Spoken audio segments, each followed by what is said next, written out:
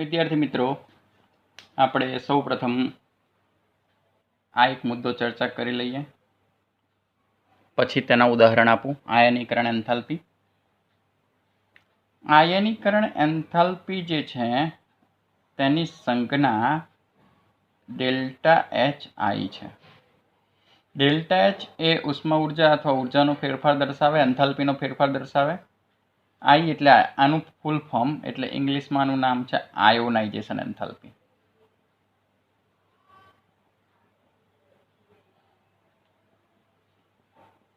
માટે આને delta H I લખીશું. આના એકમની વાત કરીએ તો કિલો જૂલ પર મોલ અથવા કિલો કેલરી પર મોલ હશે. મોટે ભાગે આ એકમ વપરાશે. હવે આપણે તેની વ્યાખ્યાની વાત કરી લઈએ. વ્યાખ્યા: આયનીકરણ એન્થાલ્પી એટલે શું? એક મોલ તટસ્થ વાયુરૂપ પરમાણુમાંથી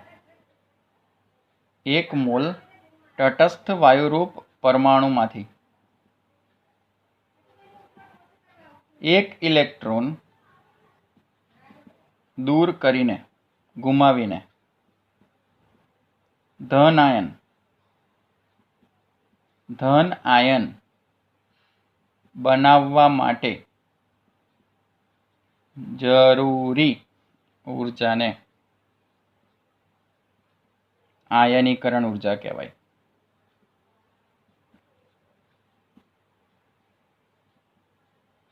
ચાલો મિત્રો, યાદ રહ્યું? ધારો કે આપણે આ તટસ્થ પરમાણુ ધારી લઈએ, કોઈ પણ એક્સ એટલે હેલોજન એવું નહીં, કોઈ પણ ABCD ગમે તે તમે લખી શકો. સપોઝ એક્સને બદલે હું એ લખું તો પણ ચાલે. તટસ્થ પરમાણુ છે, તેમાંથી મારે ઇલેક્ટ્રોન દૂર કરવો છે. તો આ ઇલેક્ટ્રોન દૂર કરીને અહીં A+ આયન બનશે.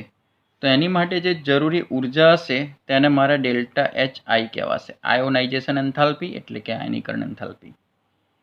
એક ઇલેક્ટ્રોન દૂર કરવા માટે ઉર્જા જે જોઈએ તે પ્રથમ આયનીકરણ ઉર્જા છે, એટલે 1 લખાય. હવે આમાંથી બીજો ઇલેક્ટ્રોન દૂર કરવો હોય, ધારો કે A+, તટસ્થ વાયુરૂપ પરમાણુ હતો, તેમાંથી આયન બન્યો, અને એમાંથી મારે એક ઇલેક્ટ્રોન દૂર કરવો હોય તો +2 આયન બને, એક ઇલેક્ટ્રોન બીજો દૂર થાય. તો આના માટે જે ઉર્જા જે છે તે દ્વિતીય આયનીકરણ એન્થાલ્પી કહેવાય. દ્વિતીય એટલા માટે મેં 2 સિમ્બોલ લખ્યો છે. હજી ત્રીજો ઇલેક્ટ્રોન દૂર કરવો હોય તો તૃતીય આયનીકરણ એન્થાલ્પી કહેવાય. એ રીતે મિત્રો આને સંજ્ઞા આપવાની છે. ઉદાહરણ સમજીએ.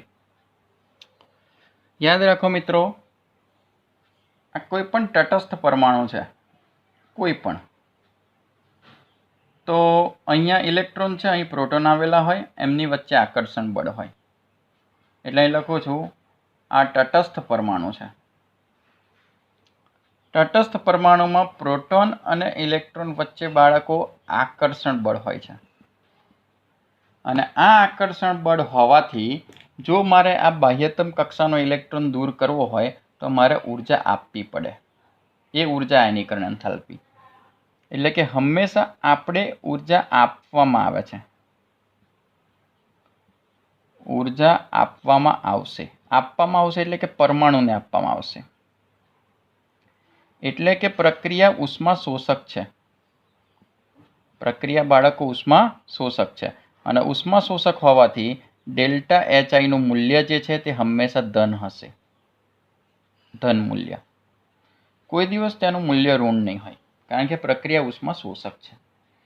અને જેટલો વધારે ઇલેક્ટ્રોન નજીક હશે અથવા જેટલું આકર્ષણ બળ પ્રબળ હશે તેટલી વધારે ઉર્જાની જરૂર પડશે. એટલે લખું છું, જો ઇલેક્ટ્રોન અને પ્રોટોન વચ્ચે આકર્ષણ બળ વધુ હોય તો જો ઇલેક્ટ્રોન અને પ્રોટોન વચ્ચે આકર્ષણ બળ વધુ હોય તો આકર્ષણ બળ વધે તો ડેલ્ટા એચ આઈ જરૂરી ઉર્જાનું મૂલ્ય પણ વધે. આપણે હવે તેના આવર્ત અને સમૂહ વિશે ચર્ચા કરીએ કે તેના ઉદાહરણ કેવા છે, તેમાં શું ઘટાડો અથવા વધારો થાય છે. આપણે તેની ચર્ચા કરીશું. વિદ્યાર્થી મિત્રો, આપણે સૌપ્રથમ સમૂહ અને આવર્તની ચર્ચા કરતા પહેલાં એકવાર પ્રથમ, દ્વિતીય અને તૃતીય આયનીકરણ એન્થાલ્પીનું મૂલ્ય કેવું હોય છે તે સમજી લઈએ. તો આનો પેટા પ્રશ્ન આવી રીતે પણ પૂછાઈ શકાય. Delta HI1, delta HI2, delta HI3. પ્રથમ કરતાં દ્વિતીય આયનીકરણ એન્થાલ્પી અને દ્વિતીય કરતાં તૃતીય આયનીકરણ એન્થાલ્પીનું મૂલ્ય હંમેશા વધે છે. તેનું ઉદાહરણ આપીને આપણે વાત સમજીએ. ધારો કે હું એલ્યુમિનિયમનું ઉદાહરણ લઉં છું. એલ્યુમિનિયમ 13. તો તેમાં 13 પ્રોટોન છે અને 13 ઇલેક્ટ્રોન છે, તટસ્થ પરમાણુ. હવે આમાંથી જ્યારે એલ્યુમિનિયમ પ્લસ આયન બનાવીએ, એક ઇલેક્ટ્રોન તે ગુમાવે, ત્યારે જરૂરી આયનીકરણ એન્થાલ્પીને આપણે પ્રથમ આયનીકરણ એન્થાલ્પી કહીશું. અહીં મૂલ્યો ચર્ચા કરતો નથી, એ હમણાં પછી ચર્ચા કરું. જ્યારે કેટાયન બને ત્યારે આપણે ભણીએ છીએ, આપણે સમજ્યા છીએ કે કેટાયન બને ત્યારે તટસ્થ પરમાણુમાંથી હંમેશા કદમાં ઘટાડો થાય. એટલે બાળકો અહીં લખું છું 13 પ્રોટોન છે, એક ઇલેક્ટ્રોન ઘટ્યો માટે 12 ઇલેક્ટ્રોન છે. તો એલ્યુમિનિયમ તટસ્થ પરમાણુ કરતાં એલ્યુમિનિયમ પ્લસ આયનનું કદ નાનું થાય, અને કદ નાનું થાય એટલે આકર્ષણ બળ વધે. માટે આમાંથી જો બીજો ઇલેક્ટ્રોન ગુમાવવો હોય તો વધુ ઉર્જાની જરૂર પડે. એટલે કે એલ્યુમિનિયમ પ્લસ આયન હતો, એમાંથી એલ્યુમિનિયમ +2 આયન બનાવવો છે, એક ઇલેક્ટ્રોન ગુમાવે, તો એ અહીં લખું છું ડેલ્ટા HI2. એટલે કે અહીંયા જે દ્વિતીય આયનીકરણ એન્થાલ્પી છે તે આના કરતાં વધે છે. એટલે અહીં લખું છું ડેલ્ટા H1, ડેલ્ટા HI1 થી વધુ ડેલ્ટા HI2 હોય છે, કારણ કે કદ ઘટે ને આકર્ષણ બળ વધે. જુઓ મિત્રો, અહીંયા 13 પ્રોટોન હતા, અહીંયા આપણી પાસે 12 ઇલેક્ટ્રોન. પ્રોટોન સમાન રહે છે 13 પ્રોટોનને. હવે ઇલેક્ટ્રોન પાછો એક ઘટ્યો એટલે 11 ઇલેક્ટ્રોન થયા. તો એલ્યુમિનિયમ +2 આયન લખીએ, તો એમાંથી હજી એક ઇલેક્ટ્રોન ગુમાવે, તો ડેલ્ટા HI3. આ ઇલેક્ટ્રોન ગુમાવવા માટે જરૂરી ઉર્જાને ડેલ્ટા HI3 કહેવાય. તો એ ડેલ્ટા HI2 થી પણ વધે, કારણ કે આનાથી આનું કદ ઘટશે. એલ્યુમિનિયમ +2 આયન છે, એના કરતાં એલ્યુમિનિયમ +3 આયનનું કદ ઘટે. કદ ઘટે એટલે આકર્ષણ બળ વધે. પરિણામે આપણે આ સાબિત થાય છે કે પ્રથમ આયનીકરણ એન્થાલ્પી કરતાં દ્વિતીય આયનીકરણ એન્થાલ્પીનું મૂલ્ય વધુ હોય છે, અને દ્વિતીય આયનીકરણ એન્થાલ્પી કરતાં તૃતીય આયનીકરણ એન્થાલ્પીનું મૂલ્ય વધુ હોય છે. વિદ્યાર્થી મિત્રો, આપણે હવે ચર્ચા કરીએ કે સમૂહમાં ડેલ્ટા HI ના મૂલ્યમાં ફેરફાર.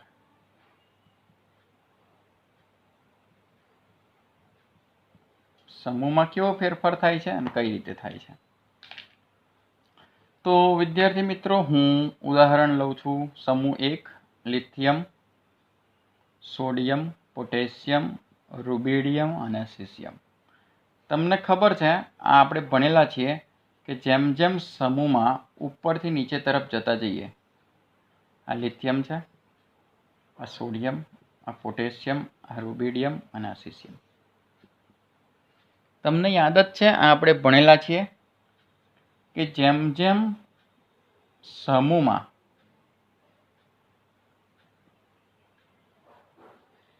ઉપરથી નીચેની તરફ જઈએ,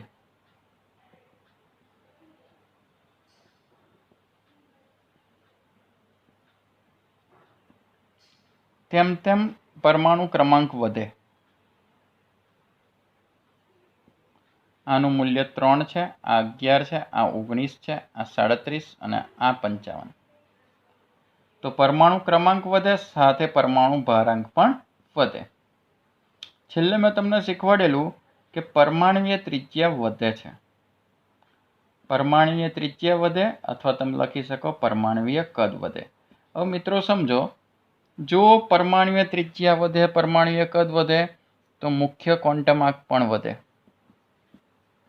એટલે કે જેમ જેમ ઉપરથી નીચેની તરફ જતા જઈએ, તેમ તેમ ઇલેક્ટ્રોન પ્રોટોનથી દૂર જાય. એટલે હું લખું છું ઇલેક્ટ્રોન અને પ્રોટોનનું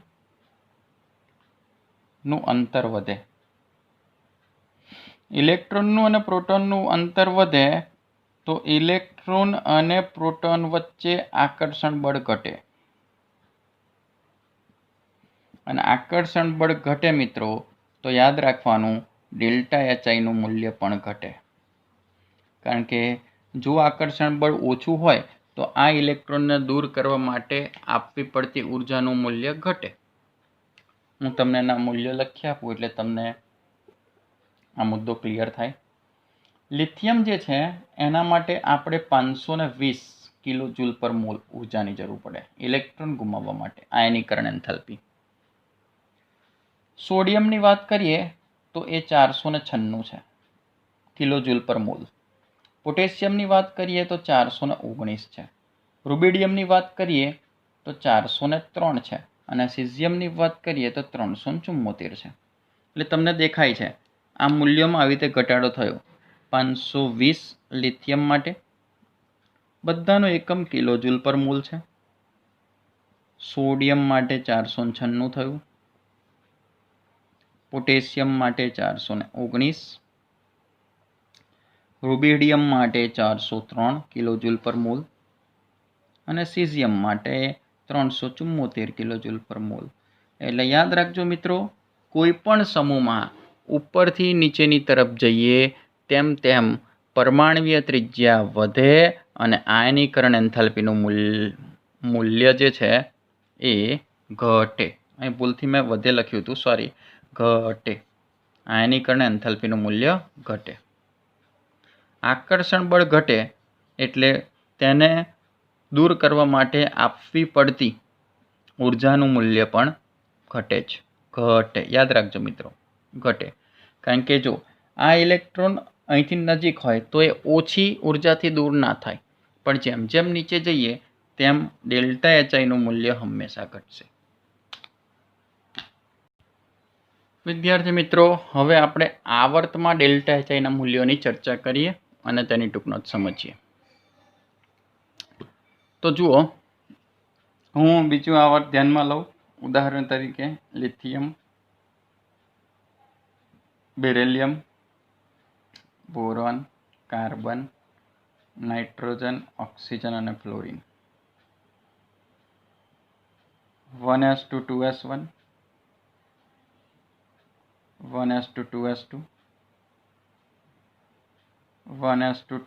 2p1, 1s2 2p2, 1s2 2p3, 1s2 2p4 અને છેલ્લે છે 1s2 2p5. જો મિત્રો, જેમ જેમ આવર્તમાં ડાબી બાજુથી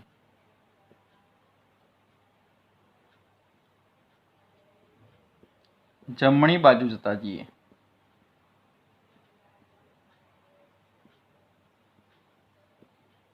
તેમ તેમ જો આનો પરમાણુ ક્રમાંક 3 છે, આ 4, આ 5, આ 6, 7, 8 અને 9, એટલે કે ઝેડનું મૂલ્ય વધે.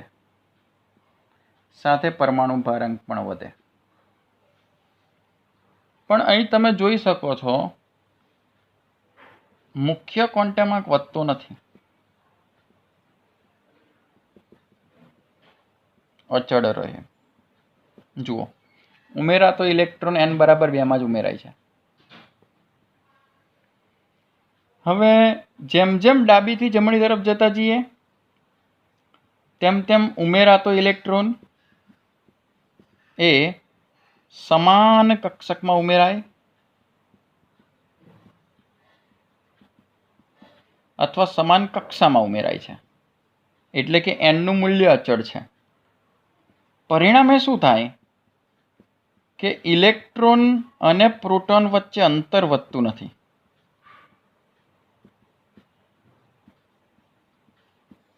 અને ઇલેક્ટ્રોન અને પ્રોટોનની સંખ્યા વધે છે, જુઓ અહીં 3 3 4 4 5 5 6 6 7 7 એવી રીતે ઇલેક્ટ્રોન અને પ્રોટોનની બાળકો સંખ્યા વધે, અને સંખ્યા વધે એટલે ઇલેક્ટ્રોન અને પ્રોટોનનું આકર્ષણ બળ પણ વધે, અને આકર્ષણ બળ વધે તો ડેલ્ટા એચઆઈનું મૂલ્ય પણ વધે. એટલે આયનીકરણ એન્થાલ્પી વધુ આપવી પડે. એટલે કે જો લિથિયમમાંથી ઇલેક્ટ્રોન દૂર કરવો હોય તો જેટલી ઉર્જાની જરૂર પડે એના કરતાં ફ્લોરિનમાં અહીં જે ઉર્જાની જરૂર પડશે તે ખૂબ વધુ હશે. ઉદાહરણ આપું છું. એનું બીજું એક કારણ એ પણ છે કે જેમ જેમ આપણે ડાબીથી જમણી તરફ જતા જઈએ તેમ તેમ કદ ઘટે છે, અને કદ ઘટે અને અહીં લખું છું પરમાણવીય કદ ઘટે, પરમાણવીય કદ ઘટે, પરમાણવીય કદ ઘટે તો હંમેશા ડેલ્ટા એચઆઈનું મૂલ્ય વધે. હું તમને એના મૂલ્યો લખી આપું એટલે તમને આઈડિયા આવે. અહીં થોડી જગ્યા કરું છું અને લખું છું તેના મૂલ્ય. લિથિયમ માટે તમને યાદ જ છે 520 કિલોજૂલ પર મોલ હતું. આ બધું કિલોજૂલ પર મોલમાં લખીશ. તો બેરિલિયમ માટે થઈ ગયું 899, બોરોન માટે 801 થયું, કાર્બન માટે થઈ જશે 1086, નાઇટ્રોજન માટે 1402, ઓક્સિજન માટે 1314 અને ફ્લોરિન માટે છે 1681. હવે મેં અહીં લખ્યું છે ડેલ્ટા એચઆઈનું મૂલ્ય વધે તો જુઓ અહીં વધ્યું, અહીં પાછું ઘટ્યું, એટલે હું અહીં ટીક કરી દઉં છું. આ તમને અલગથી સમજાવું છું. આનું એક કારણ છે. પછી પાછું વધ્યું, પછી પાછું વધ્યું, પછી ઓક્સિજનમાં પાછું ઘટાડો થાય છે. જુઓ 1314 આગળ કરતાં. એટલે આ બે અપવાદરૂપ છે મિત્રો. અહીં સ્ટાર કરું છું. આ બે અપવાદરૂપ ઉદાહરણ થયા કે મૂલ્ય જે વધવાને બદલે પરમાણુય કદ ઘટે તો મૂલ્ય વધવું જોઈએ, એના બદલે અહીં બે જગ્યાએ ઘટાડો નોંધાય છે. હું તમને એને અલગથી સમજાવું છું હમણાં જ. વિદ્યાર્થી મિત્રો, આ જે મૂલ્યો લખેલા છે તેમાં હમણાં ચર્ચા કરી તેમ અહીં સ્ટાર કરું છું. આ બે જગ્યાએ ઘટાડો નોંધાય છે.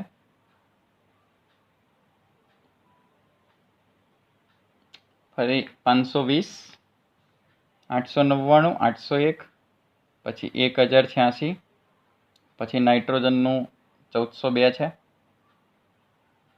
નાઇટ્રોજનનું છે 1402, ઓક્સિજનનું છે 1314. એટલે અહીં બે જગ્યાએ ઘટાડો નોંધાય છે. એટલે અહીંથી આટલામાં ઘટાડો, અહીંથી આટલામાં ઘટાડો. તો આ બે ખાસ ચર્ચા કરી લઈએ. સૌ પ્રથમ હું બેરિલિયમ લખીશ. બેરિલિયમનો નંબર 4 છે, પરમાણુ ક્રમાંક, એટલે 1s2 2s2. Boron 5, 1s2 2s2 2p1. આમાં મિત્રો 4 પ્રોટોન છે, 4 ઇલેક્ટ્રોન છે. અહીં મિત્રો 5 પ્રોટોન અને 5 ઇલેક્ટ્રોન છે. તો જુઓ અહીં જે 1s2 અને આ 2s2, અહીં બાહ્યતમ કક્ષા છે એ એસ કક્ષક છે, અને એસ કક્ષક છે એ ગોળાકાર હોય છે, અને ગોળાકાર હોવાથી તે ઇલેક્ટ્રોન અને પ્રોટોન વચ્ચે આકર્ષણ બળ પ્રબળ હોય છે.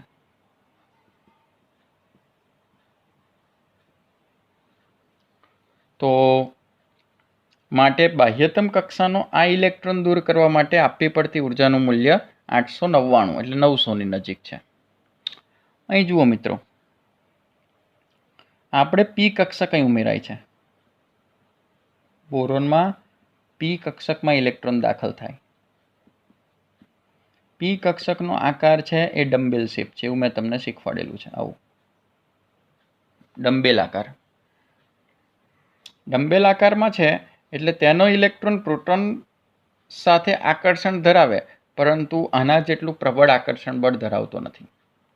એટલે યાદ રાખો મિત્રો, ડેલ્ટા એચઆઈ સમજવા માટે આપણે બે મુદ્દા ખૂબ ધ્યાનમાં લેવા પડે.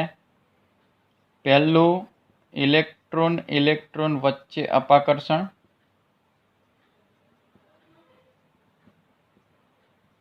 અને બીજું ઇલેક્ટ્રોન પ્રોટોન વચ્ચેનું આકર્ષણ.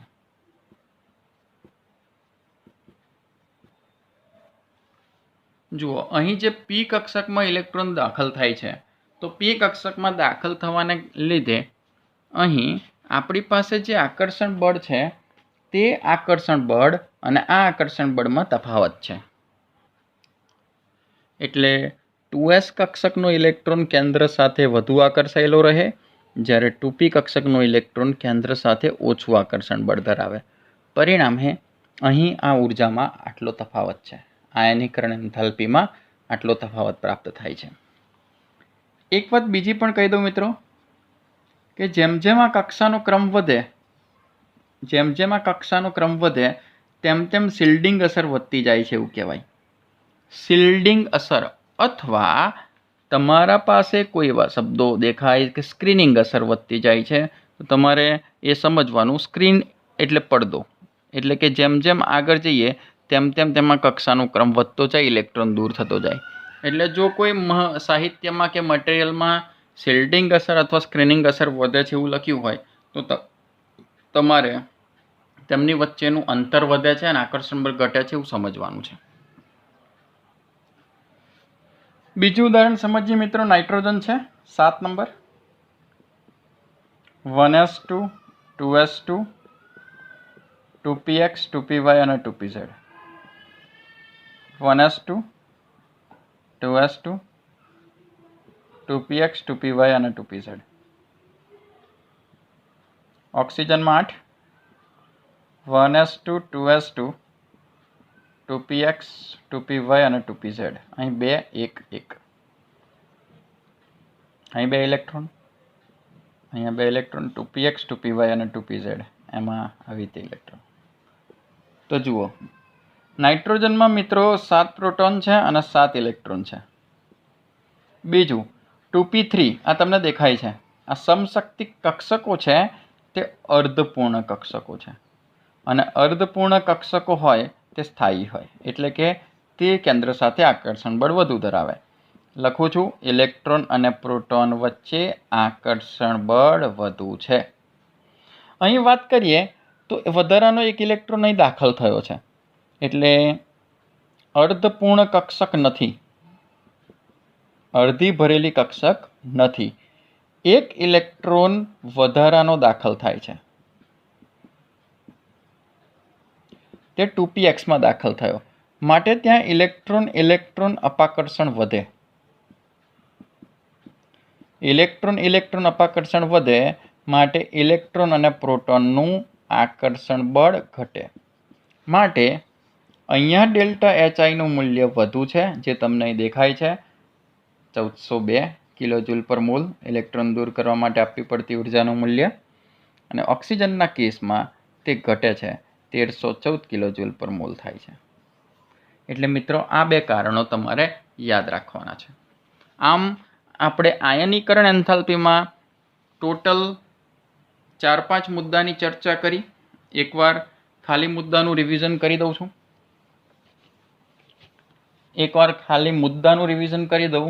કેટલા મુદ્દા આપણે ભણ્યા? તો પ્રથમ મુદ્દો ભણ્યા આયનીકરણ એન્થાલ્પીની વ્યાખ્યા, સંજ્ઞા. આયનીકરણ એન્થાલ્પીમાં આપણે ભણ્યા વ્યાખ્યા, સંજ્ઞા વગેરે વિશે માહિતી. બીજું ભણ્યા ડેલ્ટા HI1 કરતાં ડેલ્ટા HI2 કરતાં ડેલ્ટા HI3નું મૂલ્ય બદલાય, વધે. બીજું શીખ્યા સમૂહમાં ડેલ્ટા HIના મૂલ્યમાં તફાવત. ચોથું શીખ્યા આવર્તમાં